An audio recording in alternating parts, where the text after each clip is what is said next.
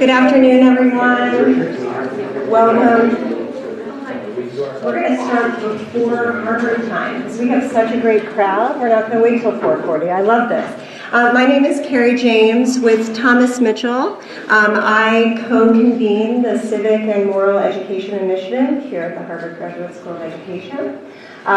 For I think nearly a decade, CMEI has been hosting public talks by researchers, graduate students, teachers, practitioners around the Boston area on the topic of the broad umbrella of civic and moral education. We're really excited for what we have today. But before we get to that, I want to say, to make a plug for some of the events we do, we sponsor student brown bag lunch sessions where graduate students at the Ed School or beyond across Harvard are invited to submit a proposal for a session on any topic that falls under civic or moral education.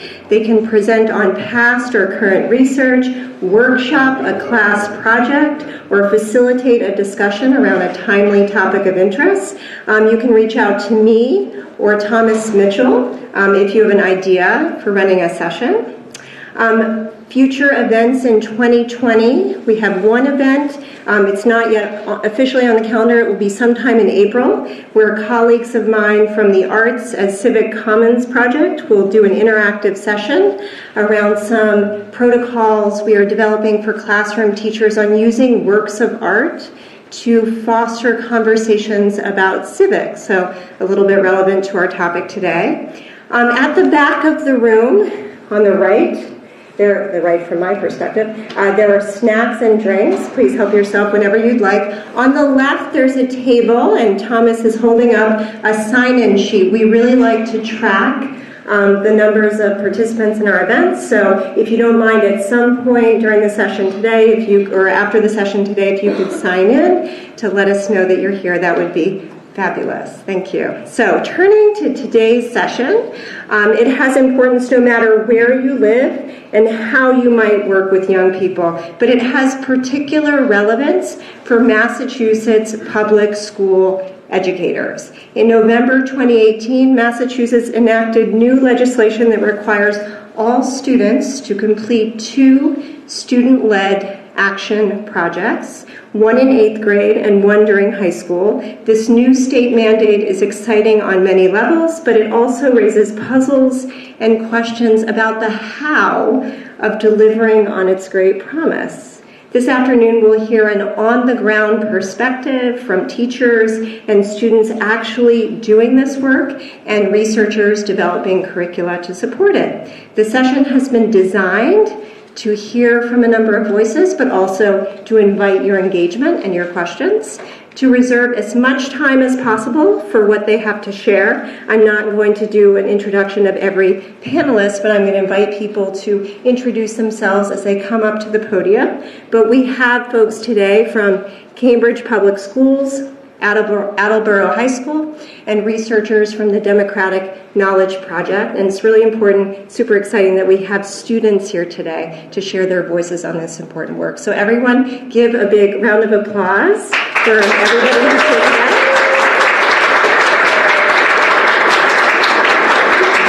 And I'd like to invite Michael Blau from the Democratic Knowledge Project up to get us started.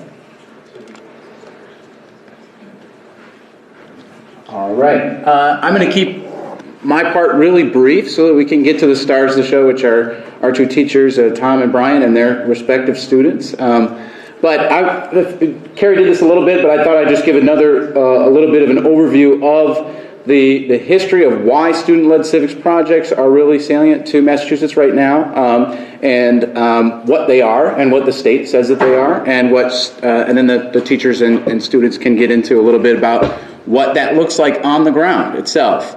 So those are our objectives for today.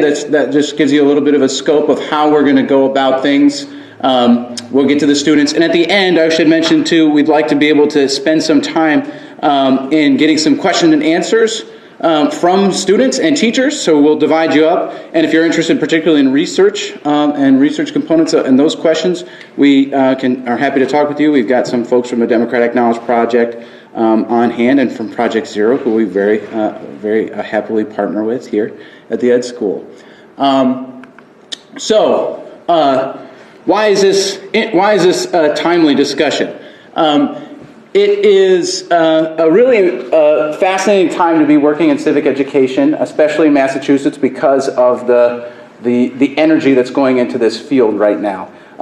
For the first time since 2003, the state and the Department of Elementary and Secondary Education revamped their social studies and history standards. And that was a long process that actually some of us here were a part of. I think Jenny was a part of re-looking at those standards at Cambridge Public Schools.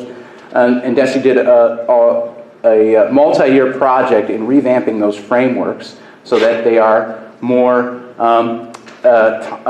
timely and relevant for students, and more diverse, which was another component of their impetus. But there's been a lot of energy since the 2016 election, needless to say, about teaching civics and history and social studies more intentionally, and so they tried to really incorporate civics in a much more intentional way and a much more, contemporary way with the advent of things like social media, Facebook. In 2003, the previous standards were considerably out of date in our media world that we now live in. So that was happening, and the new state standards came out in the last summer, officially published. Coinciding with that, there was another really interesting movement happening from civic educators and nonprofit leaders all around the state, of which the Democratic Knowledge Project is a part of, but the Massachusetts Coalition for Civic Learning is another entity that really pushed for a new kind of requirement in the state, a novel requirement, meaning that being the student-led civics project requirement. And that was actually taken up by the legislature and was in the works for a good, at least a year, maybe 18 months, and then was actually signed into law, an act to promote and enhance civic engagement, and signed by the governor last November. Now, this is really kind of a first of its kind piece of legislation that other states are looking to, of how will this shake out. And it is a really fascinating time, and a lot of people and teachers and students have jumped full long into this experiment, piloting things, and that's what we're interested in learning about today. So student-led civics projects are, but in accordance to the law that was passed, are nonpartisan and focus on knowledge, skills, and dispositions to engage in the process of creating political and social change. And this can be found, these definitions can be found in something that we were a part of as well with the Department of Elementary and Secondary Education, along with partners like Generation Citizen and other educators across the state, in putting together the Civics Guidebook, which came out in September. I think Desi finally published this, which one of the teachers, Tom, is case 1A in that guidebook. And his students are part of that exemplar put together. And so in that spirit, the guidelines were put together by Desi to help identify what it is, to give more definition and clarity about what they mean when they're talking about civic student-led civics projects. They are namely student-led, project-based, and then we can talk a lot about project-based learning in the students will talk a lot about that. Real world, often based on hyperlocal problems. They're inquiry-based, they're goal-driven, and rooted in systems-level impact or change. They're nonpartisan, which is actually a really difficult thing to wrap your head around, so that can be a focus of discussion as well. They're process-focused, not, outcome-focused. So if you don't complete your project or get your goal, that's not necessarily the primary objective. And they're action-based. They're real world, talking with real people, and students getting outside of the walls of the classroom and having learning experiences beyond to traditional school setting. They also break it down into 6 different stages, and so we, the Democratic Knowledge Project, Generation Citizen, Desi, and other educators kind of broke it down into 6 different stages for this student-led project. Stage 1 is examining self and civic identity. Stage 2 is identifying an issue. Stage 3 is researching and investigating. Stage 4 is developing an action plan. Stage 5 is taking action. And then Stage 6 is a reflection piece, which is actually really important, and showcasing a public product, often a performance of understanding. For our work, the Democratic Knowledge Project, we have our 10 questions for Changemakers framework, which Tom and students I'm sure will get more into, and Siobhan can answer plenty of questions on that. But that's how our 10 questions kind of map onto these 5 stages, and also harnessing the power of narratives, moving from I to we, doing an investigation, going from voice or choosing from voice or influence, and then reflecting and documenting your process.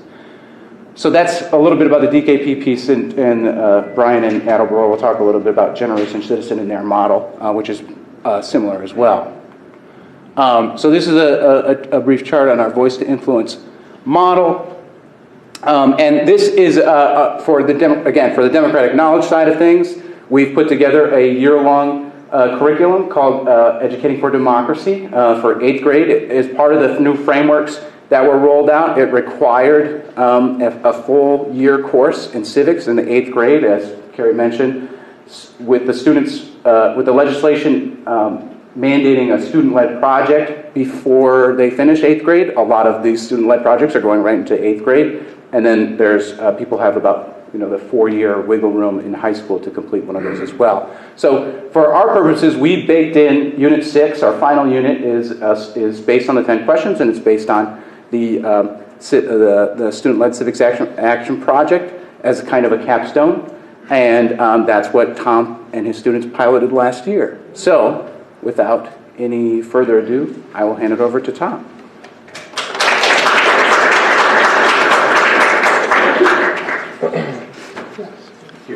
Thank you. So I think I have a mic, yeah. I don't really need one, but I have one. Hi, I'm Tom Trainer. I teach 8th grade civics now at the Ringe Avenue Upper campus. And I'm Jenny Chung. I'm the district history coach, so working with Tom. And so we use the DKP model. So if I could just give a plug for them, they were absolutely amazing. The whole unit was just great. So this is my 14th year teaching, and they're the best outside resource I've had so far, so I appreciate you. So this entire unit was based off of their model. So with the 10 questions, one of the great ways to think about the overall arc of the unit, rather than memorizing 10 questions, that takes a while, is that for students, identifying what matters to you, so what matters to me, so we start with the I, and then we pivot from the I to the we, to think more collectively, and then we think about what do we learn from the crowds, what are some of the wisdom that you can learn from crowds, what might be some of the downsides to crowds, and then are you pursuing voice or influence or both? And so that's kind of the arc of how the Civic Action Project laid out in the 8th grade as we piloted. And then we want to keep our remarks brief because we want the students to talk. But we thought of some big questions educators might ask, so we anticipated that. We made these slides for those questions. So the first question, so Tom has about 100 students. If you have 100 students and you're doing civic action projects, how can you manage so many projects? And so one of the ways that we decided when we were for him to pilot last year was to think about having groups of 3. So we had groups of 3, and some students who really wanted to work individually made the case for why they had an individual project. But students filled out a Google form. They talked about the topics that they were interested in, and then in the end, I think the decision we thought about was more around group dynamics. So who gets along with whom better, and then they had to come to consensus around identifying a topic as a group. And so that made it much more manageable. So about 40 projects, right, I'd say that you had. All right. And then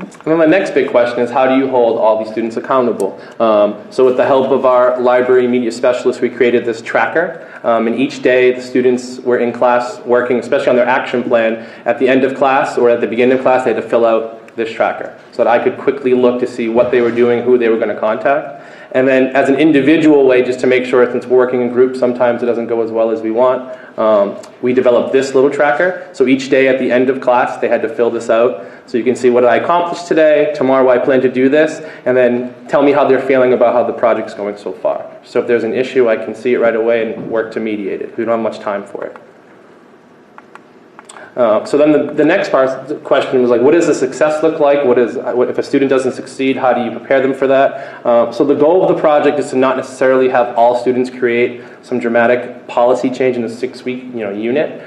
We know it takes decades sometimes to do that. So if that happens, amazing. I mean, wow. But the real goal of the project is to educate young people on the power of their voice, right? And to develop their capacity for, as the DKP really calls, change makers, right? So that's what we're trying to build, and I think we did a good job of that last year. So success, as you'll see from 3 different student projects, look completely different. So you'll see that. The evaluation for me wasn't necessarily like, did you create change? It was rather the process that they went through, and especially their student reflections, which I'll show you at the very end. So without much further ado, one more thing. What if students are interested in controversial topics, which they tend to gravitate towards, right? So it's importance of preparing leaders beforehand. Our wonderful principal is here, Julie Craven, so hello, thank you for coming. So she was in close contact with me about this. I let her know what was happening. So you have to have buy-in, and it's good to send emails out to local officials because they most likely will be contacted. And then the emphasis is on investigation. So we spend the first week of the unit talking about how we evaluate news, where we get news from. We talk a little about something called confirmation bias. So we're really focusing on the investigation piece. So things to notice in our first student example. So if Helen and Salam would want to come up here. So kind of building off that idea of investigation, their project was one of my favorites because we can see the power of investigation here. At the beginning of their unit, we explored and discussed the nature of confirmation bias and the importance of navigating through different news sources. So students then had to find credible sources to investigate their issue before they plan their project. Salam and Helen's issue, they had an initial thought in the beginning, as you'll see, but then as they did their investigation, their entire project changed. So, without that? Hello. Okay. My name is Helen Kidan Mariam. And my name is Salam Anwar. And our project was Be Like Cambridge, about police brutality. So why do we pick police brutality? So as young black women in America, we've been exposed to horrifying images through media about innocent black men and women and them being harassed and brutalized all over America. The goal of our project was to mend police brutality in our community. As we investigated, our original goal was to shine light on police brutality that has occurred all over America, but specifically in Cambridge. So we started researching instances and statistics about the police department in Cambridge. And what we came to realize was that they were model authority figures and they didn't have as many instances as other cities and other states around America have. So with that, Be Like Cambridge was born. This here is our Instagram, and we posted things that, like, different events that police officers in Cambridge were doing to help connect with their communities. So instances that we've all heard about of innocent black men and women and other people of color being harassed and brutalized doesn't happen. So we have a connection with our community, and so we wanted to spread that awareness on social media. So we had 3 goals going into this. Our first goal was making Cambridge Police Department an example for other police departments struggling with connecting with their communities. Our second goal was conducting interviews, writing emails to police officers in the Cambridge Police Department to understand their community outreach tactics and assets with their strengths. Our third goal was to create a social media account on Instagram to spread awareness to other police departments. So how we based our project, like how we saw that it was successful, was seeing that how investigating one issue can change your perspective. That really opened our eyes, because we originally came into it thinking we're going to shine light on certain issues that have happened, but we realized that in the Cambridge Police Department they are definitely model authority figures, and that the tactics they use to help their community can definitely benefit other cities and states. Another success was that we reached fully all our goals that we wanted to have, and that really felt good because we felt like we had a part in helping our community. And we also wrote letters. We also wrote, this is an email to the Cambridge Police Department, and we basically described how what they're doing is really good and how we want to see exactly like their tactics so that we can spread it to other communities and share how they work and how they're model citizens. All right.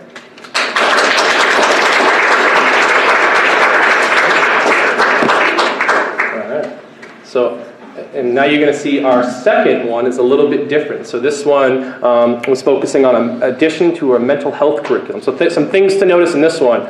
Notice the path these students took away from a voice project and towards an influence project. Michael was just talking about the two different pathways that students could take. So this one definitely went more towards influence, which is trying to create real change that you can see. These students defined their issue, decided to contact different levers of power in their community and school, and realized they have the power to actually create tangible change. Note that this type of project needs to have the buy-in and endorsement of the principal, who I already introduced, so she was great with this, and others in your building. As they progress with their project, you'll notice the topic. I was in constant contact with them because you have to be careful that they're taking the appropriate actions as to not offend hard-working colleagues in the district. Okay? And so could I please have Judy, and the Mayas come up?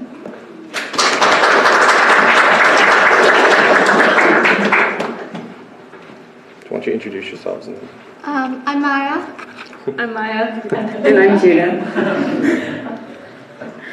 So many people that we knew deal with mental health issues, and we realized that most of our knowledge about mental health came from outside of school rather than health class.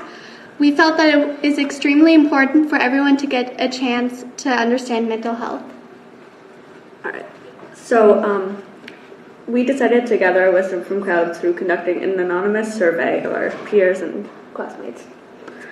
And the results validated our views and confirmed that they were shared by many of our classmates. So we were like, this is a good thing to do. I don't know. Next slide. Sorry. No. So we interviewed our school guidance counselor, health teacher, and principal. I don't know where you are. There. Hi. And our health teacher was very helpful in helping us create the survey and finding an efficient way to keep all the information we got from that in one place. Once we realized that the issue was not only important to us, but to many of our classmates as well, we had to identify who our audience was going to be to help us make the change to the curriculum that we wanted. So in class, we had researched many different aspects of our local government, including Cambridge School Committee, and we wanted to try and find a way that they could help us in making having an influence. And so during our research, we actually found that citizens can send email to board members of the committee and ask them about and give their voices about issues that they're passionate about. And so we emailed members of the school committee. We told them what our project was and asked them if the change we wanted was even on the table, and if it was, whether they were the right people to talk to. And so we actually got a lot of responses from them. Most of them were, and actually all of them were positive, which was really nice. They said that they supported our project and suggested that maybe instead of talking to them, we should talk to Kim DeAndrade and Jamie McCarthy, who at the time were the head of the Health and PE Department and the Assistant Superintendent of Curriculum in Cambridge Public Schools. And so we emailed them to describe to them our project and explain how we had gotten led to them. And we corresponded back and forth with them a few times about the influence we wanted to have on the community. And they actually agreed to meet with us to discuss steps forward in our project that would be best to do next. We did have a brief conversation with Ms. DeAndrade, but unfortunately it was then summer, and so that full meeting about steps forward in the curriculum has not happened yet, but it was still really nice to be able to be taken seriously by important public figures. So every year, Cambridge puts aside a significant amount of money so that everyone above the age of 12 can vote on project proposals to help the community. This is called participatory budgeting, and we learned about it in class. We created a proposal for the participatory budgeting in class, although we did not end up submitting it. Our idea was to make pamphlets available that detailed facts about mental health and ways to access mental health. So, was our project a success? Although we haven't had the meeting yet, we now know who to go to when we have enough time to get together. We raised awareness to an issue that is very important to not only us but many people. City officials listened to us and valued our opinions despite our age.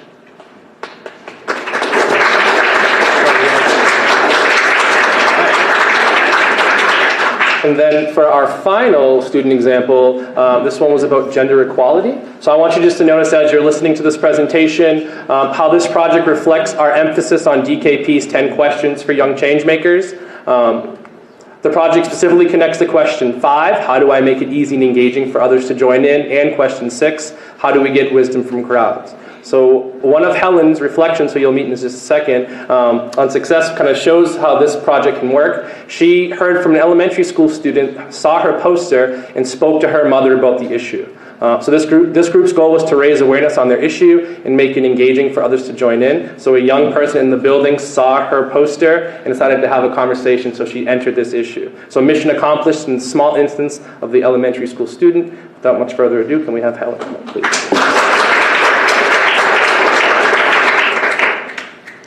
Hi, my name is Helen Halamariam, and my project was on gender equality. So basically, the inspiration for my topic was basically growing up, I saw how the gender wage gap affected women in my life. This is basically my poster. So we had an interactive poll system where you could vote and voice your opinion and ideas on topics. We also provided information so you could kind of get an idea before making your decision. So basically my project was, the point of it was to target and educate my peers on current issues, regardless if it affected them right now in the current moment or not. It was definitely awareness based, and yeah. So like Mr. Trainer said, my success was seeing and hearing how my peers interacted with my poster. Hearing and seeing the young girl talk to her mother about my poster really made me feel like I had a bigger role in society, and it also allowed me to think about civic action differently. Before I started the project, I felt like I didn't really have a position in society that could cause an impact, but seeing this and really seeing all my success really changed that idea. So a lesson learned was that age does not affect the impact you can make in your community. Seeing my classmates and my peers talk about my project and hear the young girl talk to her mother about it really changed my idea and state of mind. Mm-hmm. So my reflection, basically, I just gained more confidence and more pride in my actions. I definitely want to participate in more civic action projects in the near future, and I want to continue to educate others. Thank you.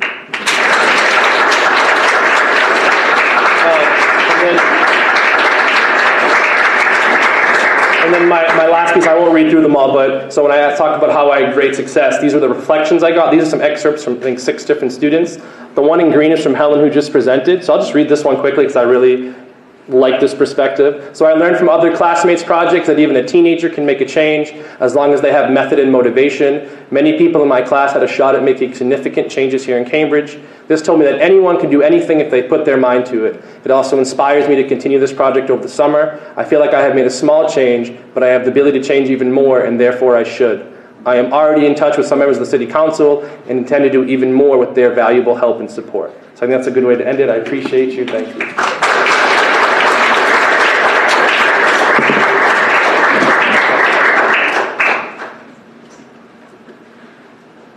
I don't need this, right? Nope, there we go.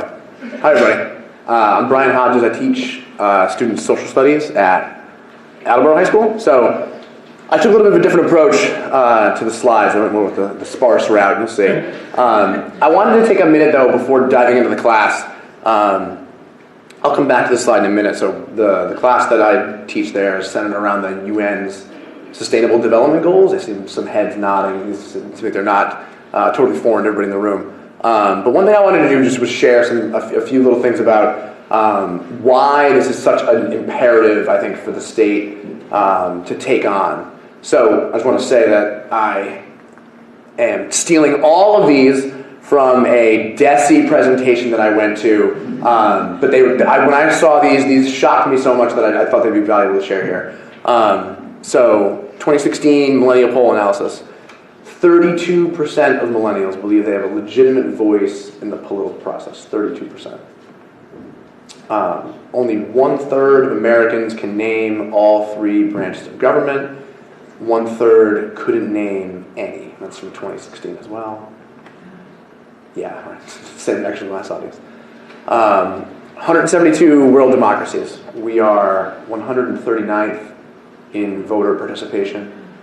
We have had 48.3% of eligible voters cast a ballot in all general elections since 1945.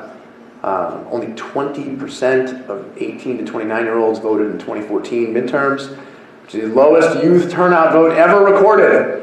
We're setting records. Between 1973 and 94, the number of people who served as an officer of a club or organization, worked for a political party, served on a committee, or attended a public meeting on town or school affairs declined by 35%. The number of people who wrote a letter to their local newspaper or voiced their views declined by 15%. So, why Action Civics? We're going to get back to this. We'll come full circle on this picture in a little while. So why Action Civics? So I think there's 3 things to really touch upon here. So, for me at least, school is at its best when we are allowing our students to actualize their authentic selves, to be their authentic selves, right? So I work in a high school every day. I work with seniors mostly. So I'm working with a population of students who are about to go enter the world, right? They're thinking a lot about who they are and what their place is and what they're going to do next.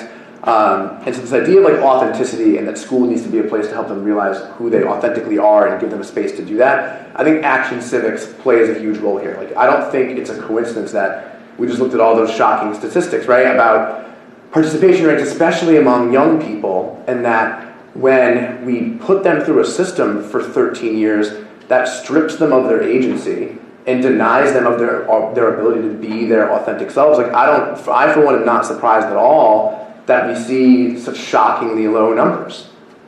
Right? We need to do things to get these systems and structures out of the way of these kids to give them back their agency. Because people on the state are talking about this a lot. I'm glad that we get to talk about it tonight.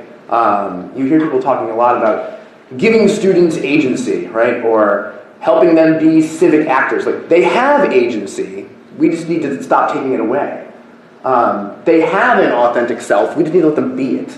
We need to let them realize it. We need to give them an opportunity to actualize it. And so I think Action Civics, for me, the reason why I believe in it so strongly is it's a moral imperative for me for this is part of a broader, I think, revolution in what schools need to do of empowering our young people, giving them opportunities to do real, authentic work, right? And so what better way to try to reverse some of these shocking trends, right, than by giving students a chance to go do actual civic work in the real world. And so a few years back, myself and some colleagues went to a talk, I forget where it was now, but Mira Levinson, who I believe some of you guys know, has nodding again, all right? So Mira sort of headlined it. I'm going to forget who else was there. I'm sure there were some other people that I'm going to not remember. But she's speaking of the book she wrote, which I'm going to forget the name of that too. But No Citizen Left Behind, right. And so this was well before the state passed the law, but myself and a couple colleagues that I was with were so fired up from hearing her talk about the urgent need to do this that we thought, okay, this should be a class. And so I was with a science teacher and I was with a math teacher, and we thought, why can't this class combine the disciplines, right? Why did we separate this all out? So we sort of concocted this crazy idea that what if we thought of the most gigantically broad conception ever, let's look at the 17 UN Sustainable Development Goals. There's small things like ending poverty and world hunger. So what if we framed it around that, tried to build in some cross-disciplinary connections, and built a senior elective around that. So this class has existed this is the third year now. The first year and the second year had about 30 students in it. This year we have 66. So I've got Ashley and Adriana with me. Ashley was in last year. She's a student at Endicott now. And so she was in the 30-person version. Adriana's in the 66-person version, which, as you can imagine, is pretty crazy on a regular day. So I'll tell you a little bit about sort of the structure of the class. The way that it works is really similar to the process that Michael and Tom described, right? So you start really broadly with trying to think about what are some gigantically, massive issues we think globally, right? So we do an investigation of what some of these are, what these look like around the world, but then we try to narrow it down, right? So if somebody gets especially interested in the issue of poverty or hunger, right, we try to look at, okay, what does poverty and hunger look like in Attleboro or in Bristol County or in Massachusetts, sort of at the biggest. We're trying to take the global and narrow it down to the local. From there, they do a big investigation in terms of that issue, trying to figure out what are the key systemic root causes, right? Tom mentioned and Michael also mentioned the idea that these projects are rooted in a systems impact, right? And so we're not trying to just have sort of one-off things that will do some good. Like those are helpful and we should do those things as well, but you want to make sure that when you're done, when you graduate or when you're move on to high school, right, the change lasts beyond you. And so you're looking to understand these things at the systems level. And then the nice thing for us is while, Tom and his students, they're sort of pressed for time. They have a whole other curriculum. We designed this around a senior elective experience, so we have a little more freedom to spend some more time on these things. So last year and the year before, well, I've taken 3 entirely different approaches. The first year I did it, I let all the kids pick whatever they wanted. And so there were 30 students and I had 29 projects. And that had its benefits, like the kids were all passionate about what they were in, but it had its drawbacks in that I could not effectively manage 29 separate projects on 29 separate issues. And so, learning from my mistakes, I went to the next year. This is Ashley's class, so similar size, 33. And we said, okay, let's make sure we don't make that mistake again. Let's narrow it down. We're going to have 3 projects for the class. So a little more time. I didn't think we needed to do 1. That seemed overly restrictive. So let's do 3. Ashley will talk to some of the ways in which 3 went wrong. I wanted to bring Ashley especially because she was in a group that had a lot of problems. You guys are amazing. You guys all did really good work. Ashley did some good work too, but her group had a lot of, they made a lot of messes along the way, so I wanted to bring her especially because she can talk to what you can learn from these things, even through a lot of stumbles and trial and error and messing things up and, teenager group dynamics and all the things that, go into there. So we did 3 projects. Had some benefits, easier to manage. I was able to provide better support. But again, I think Ashley will talk to you a little bit about some of the ways in which that was more troublesome because I had students that were in groups about topics that they were interested in, but they weren't necessarily passionate about. Right? Like there's a line there that I think is a really critical one to think about. And when, I just got up here and spoke about authenticity and agency. And one of the things that I think I broke my own rule last year. And I went too far and stripped them of some of that agency and authenticity when I sort of forced them into a group that they didn't necessarily not want to be in, but they weren't intensely passionate about. So this year, I've tried to rectify that a little more. So we have 66 kids, which is a small army every day. So Adriana's in there. We have 10 different projects. We just let them sort of coalesce around issues that spoke to them, but try to find commonalities between them. So we have everything ranging from Adriana will tell you about her. So actually, interestingly, both of these guys did environmentally focused projects. So we have everything from elementary school nutrition to mental health to environmental issues to transportation. There's a wide variety of things. And so the only real restriction is that it has to be focused on a goal. But with these goals, it's hard to imagine anything that wouldn't be. You narrow it down, you got to prove that it's an issue within your community, right? What are the ways in which this is impacting our city, our town, our region? And then they design goals, targets, and tactics from there, right? So what do they want to achieve? Who do they need to persuade, right? Who are the levers of power? Who are the people that would help to have on your side? And then also, what are your strategies going to be to persuade them? And so that's the basic process. I'm going to walk through back to the end here. And the thing I wanted to point out, because we had a little bit extra time with a longer elective, we were able to do some whole class stuff. So the picture on the right, that is, we went and took a day. A lot of our students were passionate about climate. And so we went up to the State House and joined in an organization's lobbying efforts for a Jen Benson's climate bill that's going through the legislature again this year. Adriana and 41 other kids are about to go again tomorrow to the State House to go do some more lobbying on behalf of a few other bills. And the last step in the process here is also, so on the picture on the left, that's the group. So we were I worked with the Generation Citizen organization that Michael mentioned, and they put on a Civics Day. So that's at the Rhode Island State House because Attleboro is much closer to Providence. It was an easier drive. So we went to the Rhode Island State House, and it's a competition / presentation of like public knowledge, a public presentation of knowledge where students bring their projects. They have like a little contest. They get sort of scored on some stuff, but it's really just a way to sort of celebrate all the civic work that they did. And so I think I'll just shut up now and let them get up here and tell you all about their experiences. But I would be really interested to talk to you guys more about this if you're interested in hearing some more of the high school angle of this afterwards. All right, so without further ado, Ashley and Adriana, come on up. We got 2 mics.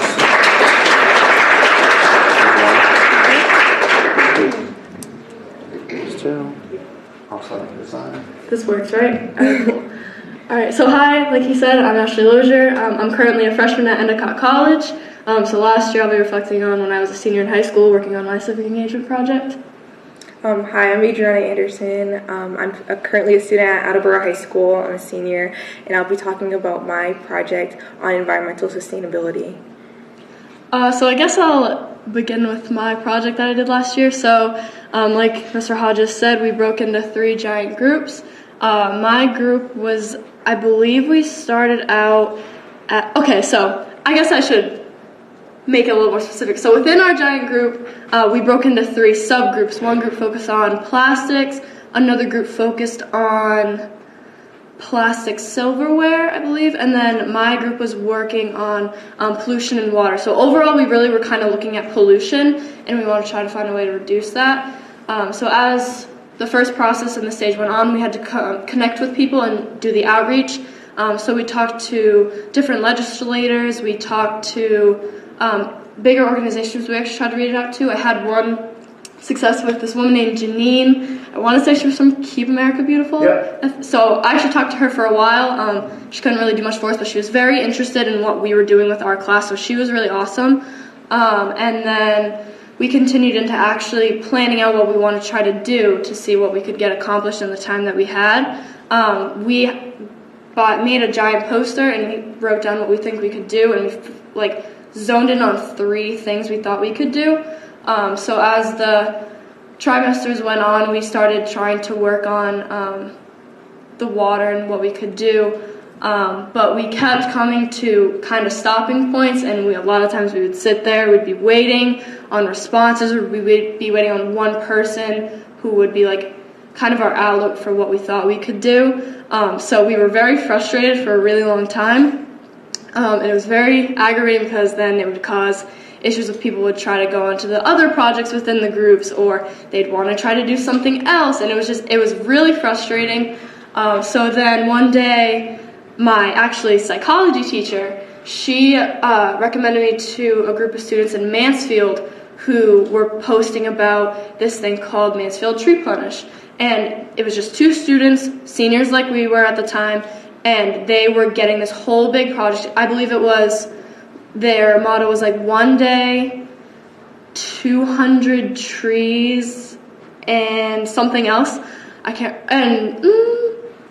Like 200 students or something. I can't remember. It was like something like that. It was really bold. It was awesome. So I actually reached out to them and my other group members. We had a call with them, and we were explaining to them. We wanted to know what they were doing that were making themselves so successful.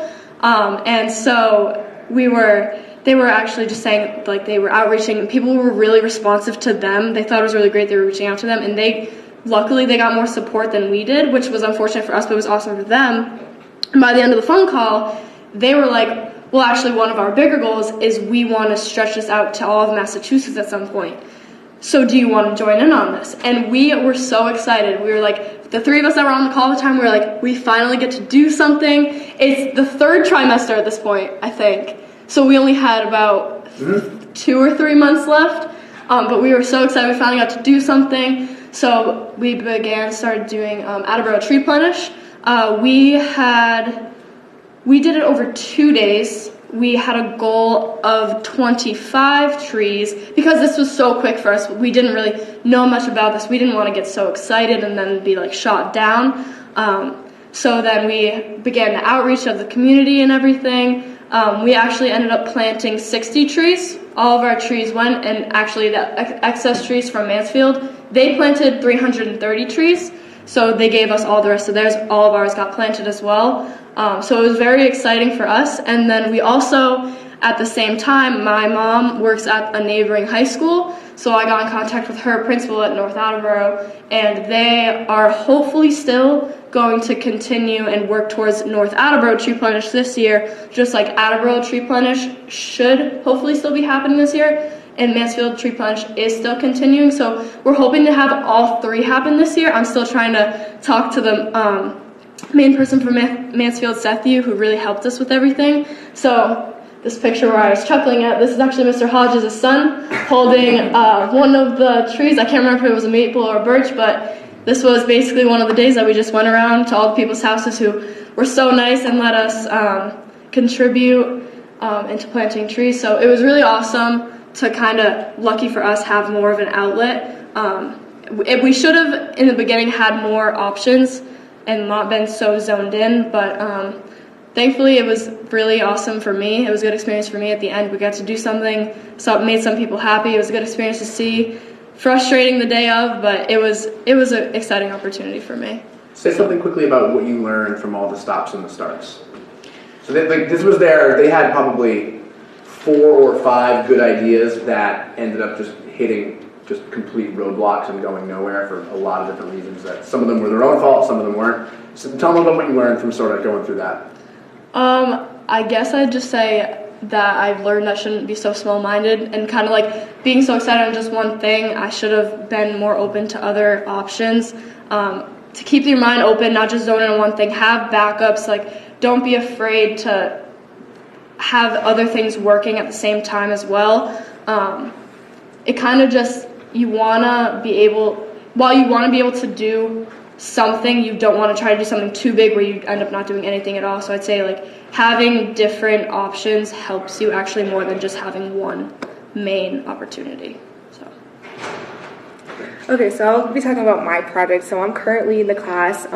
We have 2 projects. We're in the beginning stages of those, but right now I just want to talk about, I'm in a group of 7, and a lot of us weren't actually friends before we were in this group, and not all of us actually were super, like, we all had a passion for the environment, but all like different parts of that. So for me, I was always passionate about helping like minority groups, and so we incorporated all of our separate passions into like this one UN goal. So a lot of times it can be scary to just hop onto a project, and you might think that, oh, I'm not going to be enjoying this, but you like most likely will find something in that you can express yourself well in.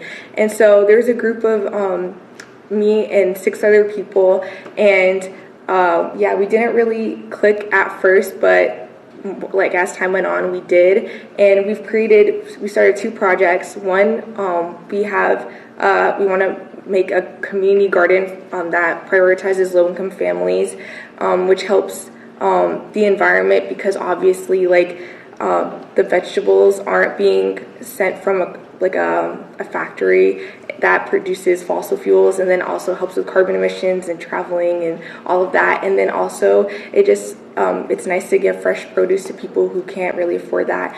And then our second project was focusing on using the compostable trays that our school already has, but making them actually composted by getting a compost facility to come and pick them up and bring them to an actual composting place. And so we're in the beginning stages of those 2 projects, and we've learned from Ashley that in her group, she came to actually talk to our class to have multiple projects going at the same time, so that just in case one falls through, we have something to do in the meantime. Our group is very productive every single day. We send out emails. We'll have meetings scheduled for the week. So we always want to keep ourselves busy doing something, contacting new people.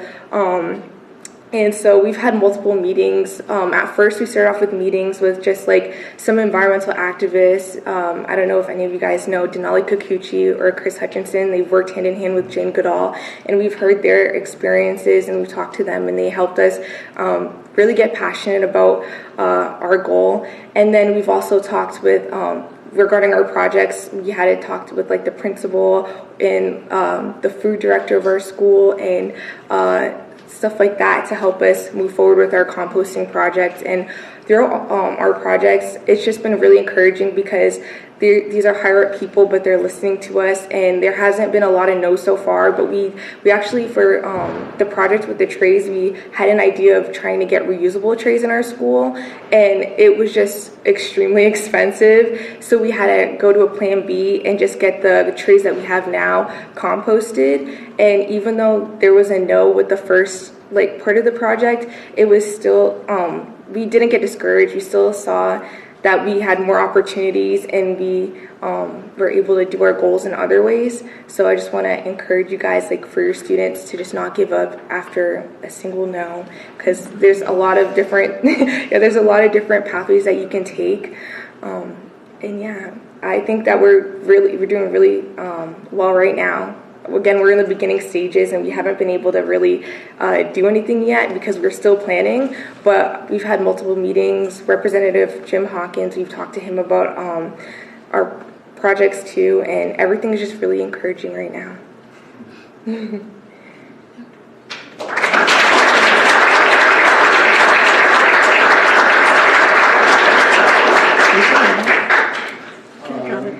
All right, so I know that most of you probably really want to just talk with these students and these teachers. So we will give you the time to do that.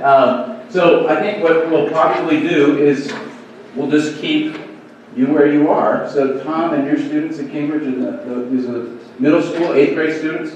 If you have questions for them, they can come up here. I've got some sticky paper if you want to write down some questions, and so we can approach them, and then we'll do this corner.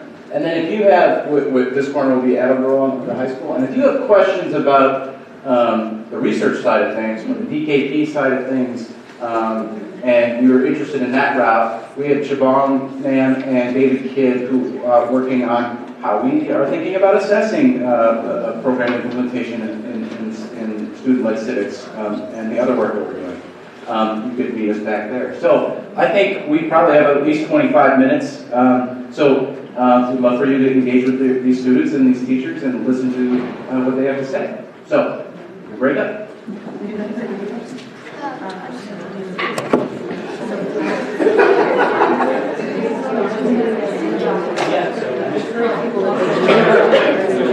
Yeah, you can move your chairs if you'd like.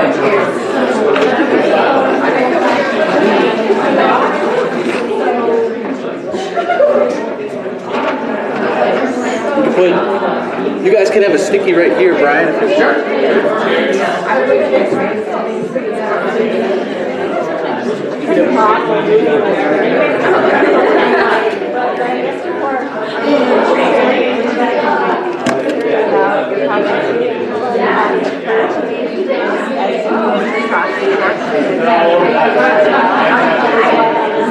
I'm Brian. Nice to meet you.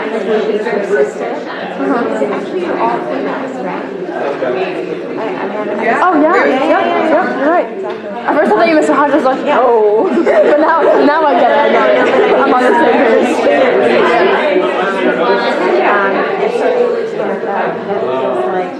like working through some roadblocks as we put in challenges, but.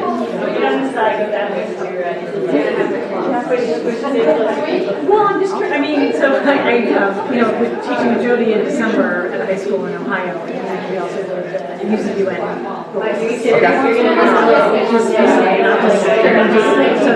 school in Ohio, they do an intensive 3 years. Same students, same people there,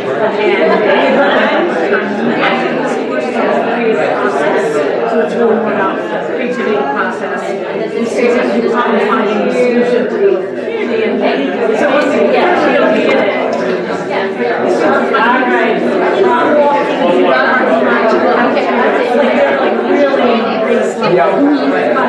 and then we added the UN students. Then, so I guess the curiosity is here. Then it goes up to 7.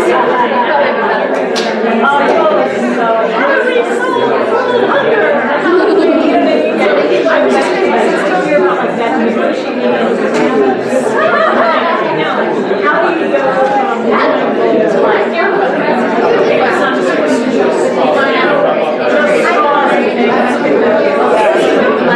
You can talk about like one of the reasons that all your things went so wrong for like 2 months was because the things that were so gigantic.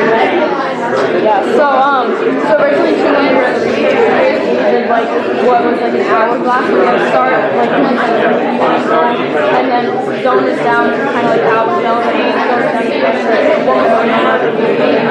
So my group was kind of we had bigger eyes and how we handle. So at first, I believe it was like we wanted to make like all of it.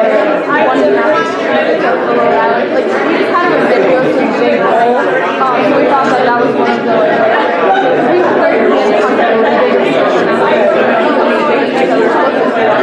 were constantly getting stopped at roadblocks, get like or no a lot. When we didn't hear back at all.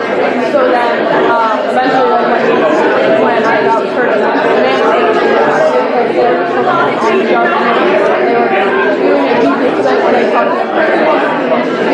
people who are all like way easier to like access than like stations that town versus stations. Hopefully we got a long time. So it didn't really work for us in that way, which I found out.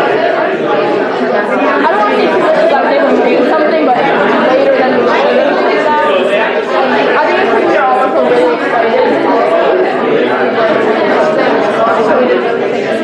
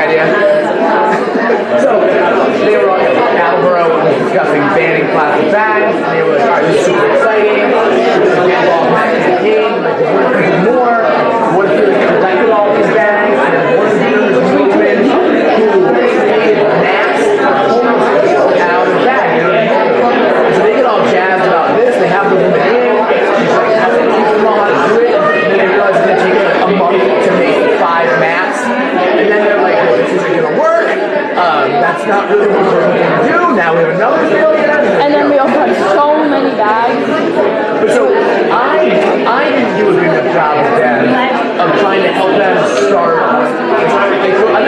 think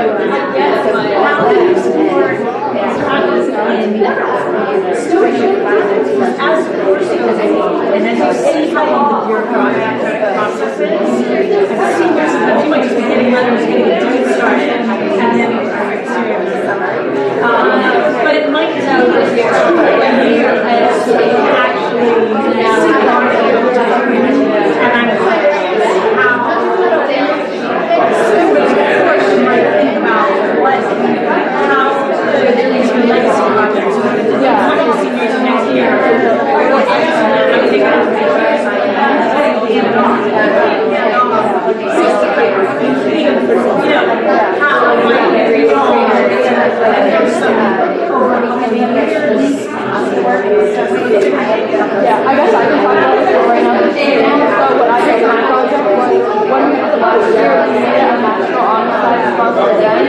So that way people who either really want to get an early start, because for national on-site, there's at least 2 sponsored events. So we made that one really early because we left no one to be right. Yes, exactly. Yes. So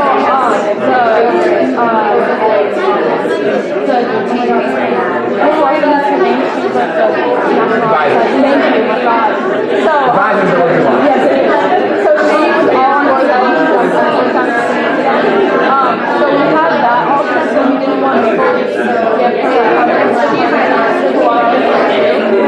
so when we went back to contact they also actually came and volunteered. Other projects showed up. And we met with me and we met with one of the women that were beautiful after the project happened sometime in the summer. And she wanted to actually tell her all about it. They talked about how the government works with the street and how it's used to be a master as well. They also ended up keeping it so because that's how they're considered. So ours is also continuing that way. I've been trying to reach back and find out if it's actually still happening. Which I have at least another month to get through. I talked to Stephanie the other day. So that's how my project is. We pass it off to the town. They loved it. They thought it was a great idea. It was just hard for them because they also did a town pickup and a cleanup. So that was the one thing that kind of like them. Civics are there's a lever there to make a network. Which also summer playground, sometimes it's hard to see what regarding problems we have in the past, like, oh, the kids are all going to supporting it, and then we're going to summer,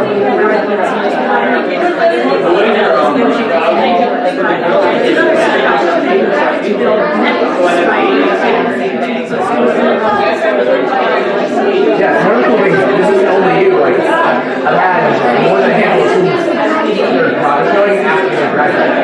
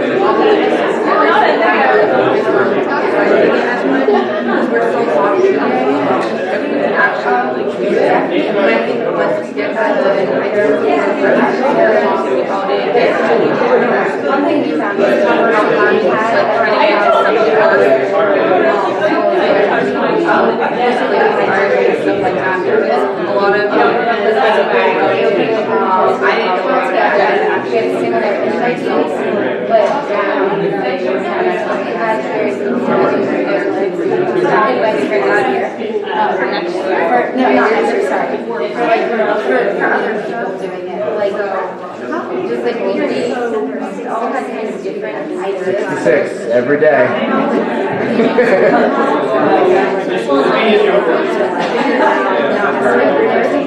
Between 500. They're the biggest in that concept. Oh no, they're not that big. They're like you're around 400 kids in the senior class.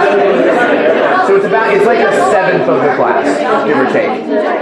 So take about 2 more minutes and wrap up your conversations. Then we'll do a full group close out, and we can share some learnings or questions that we have in the remaining.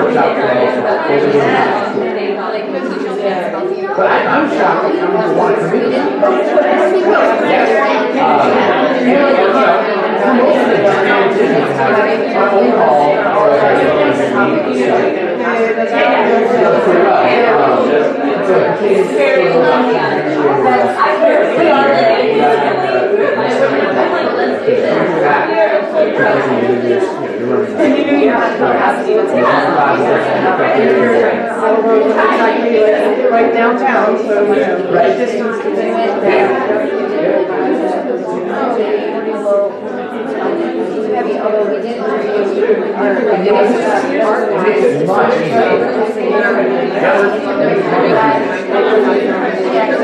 Oh, sorry.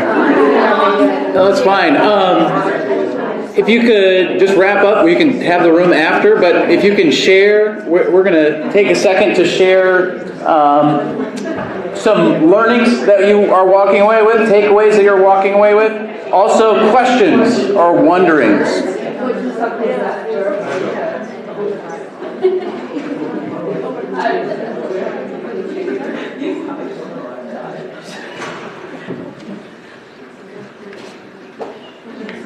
So I can pass around the mic to folks, but if you are walking away with some particular takeaway or words of affirmation even for our young people or our teachers, or something that's sticking with you, you're not sure about, and just want to bring it up to the full group before we close out.